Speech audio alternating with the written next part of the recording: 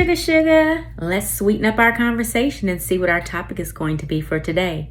I'm going to pull out of our bariatric lifestyle questions box and we're going to get right into it and talk all things bariatric surgery. So let me pull a question out of the box. Got one here. And let me read it. Have you found joy in trying different types of foods or cuisines within your post-surgery dietary guidelines?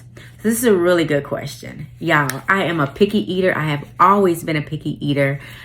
Pre-surgery, it was really bad. And I'm going to tell y'all, whenever I had to go on the pre-surgery diet, it was really difficult for me because there was a lot of things that I did not like. So a lot of course, the healthy foods, a lot of the different vegetables and things that was on, especially on the liquid diet, was really difficult for me. Protein shakes, the consistency of protein shakes, that taste that it had, some of the sugar-free drinks, I could not stand that artificial sweetener taste. It really was a huge adjustment for me because I was not used to drinking that stuff. I was not used to eating that type of stuff. And my mind was kind of in a block prior to surgery because I was like, I don't like this stuff, so I'm just not going to eat it. But I noticed like when that shift happened, when I was like, you know what, I'm going to do what I have to do for me to make sure that I am healthy and I am going through with this surgery. So I have to do what I have to do.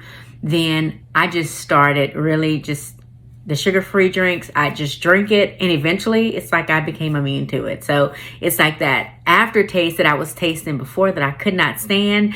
I had a taste for it, and it wasn't quite as bad.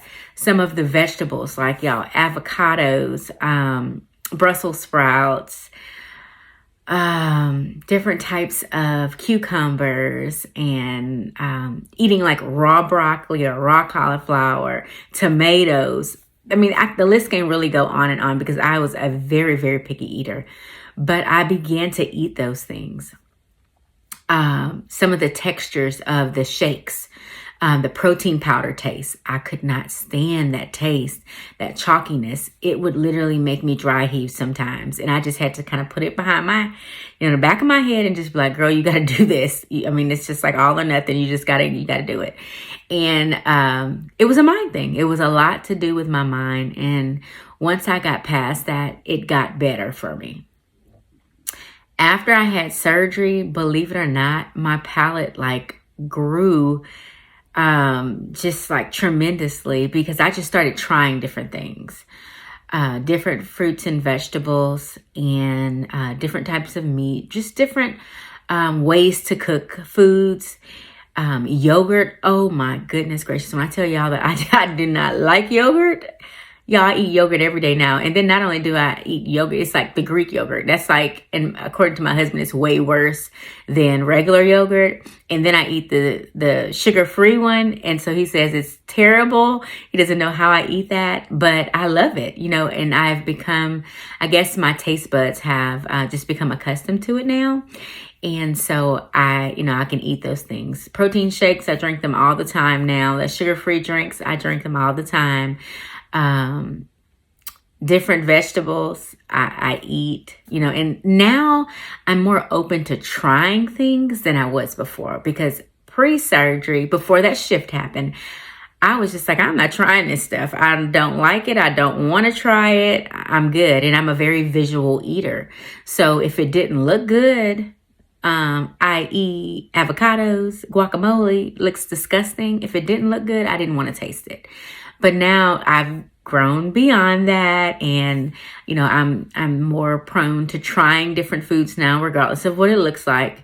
Now, there are some things that are an exception, like octopus, strange things like that. I am not trying. Snail, I've tried that one time in my life. I'll never eat that again. So some of those weird and exotic foods, no, I'm not trying those things. But some of the normal foods I do try, and I have realized that I was missing out on a lot. But when you are on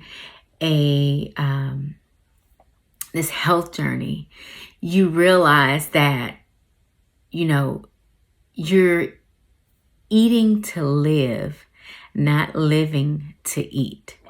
And when you get that in your mind, then seriously, like, it's just like, you just do what you got to do. And I think that was the biggest shift for me, is I eat what I need to make sure that I'm healthy. Not just because I just want to just eat, because these are these things that I just want to do. Because it's a hobby that I want to eat. Now I eat because I know I have to, because I need to stay healthy. So, but I think overall it has been really good, trying different foods. And in regards to my dietary guidelines, like, there's a lot of stuff that you can eat, really. Now, one thing I'm going to tell y'all that I have not gotten into is cottage cheese. Cottage cheese is still one of those ones with the texture and the consistency of that. Y'all, I can't get with that. I really can't. Somebody told me to blend it up, though, and try some of the recipes and putting the cottage cheese in them, but blend it up first, because those chunks, y'all, can't do it. Sister can't do it. But hopefully one of these days I'm going to get beyond that, and I will, I'll try it, because I am open to maybe blending it up and trying it in some different recipes, because I know it is a really good source of food to eat, especially, me being post-bariatric surgery now. But yeah, so I have found joy in trying different foods post-bariatric surgery, and I hope that you do too. And my advice to y'all is just really you're gonna have to find that thing that's gonna make that shift for you, to knowing that you're not living to eat all of this stuff. That you don't have to eat all of these things to make you feel good, because in reality, all it's doing is, in the long run, making you not feel so great, because you're packing on those pounds. But you're eating so that you can be healthy. Anyway, that's all I have for today's question. And I look forward to answering the next one for y'all. I hope y'all have a super sweet day. Love you guys.